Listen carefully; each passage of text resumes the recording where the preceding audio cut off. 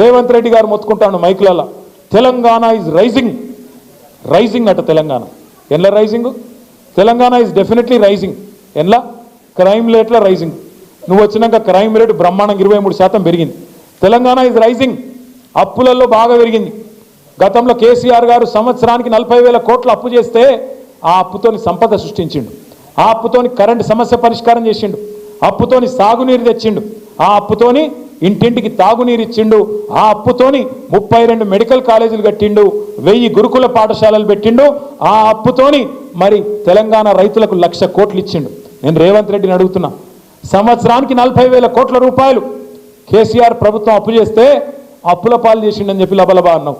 మరి నువ్వేం చేస్తున్నావు? ఇవాళ ఒకటే ఒక్క సంవత్సరంలో కేసీఆర్ ప్రభుత్వం 40,000 కోట్ల అప్పు చేస్తే సంవత్సరానికి 1,50,000 కోట్ల అప్పు చేసిన మాట వాస్తవం కాదా?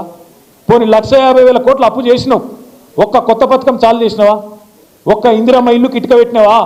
ఒక్క మనిషికి రేషన్ కార్డు ఇచ్చినావా? ఒక్కలకు తులం బంగారం ఇచ్చినావా? ఒక్క ఆడబిడ్డకు 2,500 ఇచ్చినావా? ఒక్క ముసలాయనకు 4,000 ఇచ్చినావా? రైతులకు రుణమాఫీ అన్న చక్కగా చేసినావా? ఏం చేసినావు? ఎందుకైతుంది అప్పు? మరి కేసీఆర్ అప్పు చేసిండంటే భవిష్యత్తు మీద పెట్టుబడి పెట్టిండు. కేసీఆర్ అప్పు చేసి భవిష్యత్తు మీద మంచిళ్ళ కోసం, కరెంటు కోసం, సాగునీటి కోసం, మన సంపద పెంచడం కోసం, రాష్ట్రాన్ని బాగు చేయడం కోసం అప్పు చేస్తే పేదోళ్ళకి ఇచ్చిండు. నువ్వేం చేస్తున్నావు? మరి ఆడికి పంపుతున్నావు పైసలు?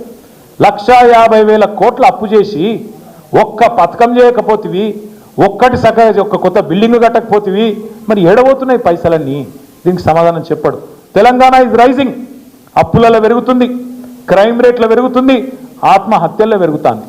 రేవంత్ రెడ్డి ప్రభుత్వం వచ్చినాక ఒక్క సంవత్సర కాలంలో ఈ 450 రోజులలో 450 మంది రైతులు రోజుకొక్కరు చొప్పున చచ్చిపోయింది. ఇప్పటికి ఆత్మహత్య ఒక గన్ల పెరుగుతుంది.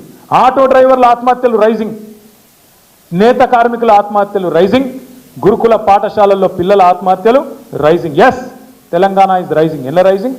ఆత్మహత్యల్లో, అప్పుల్లో, క్రైమ్ రేట్లో, ఇళ్ళ మాత్రం రైజింగ్ అయింది. ఒక దానిలో మాత్రం డౌన్ అయింది. మీ శంకరపల్లి కొంప ఉచ్చుకున్నాడు, మొత్తం భూముల రేట్లు డౌన్.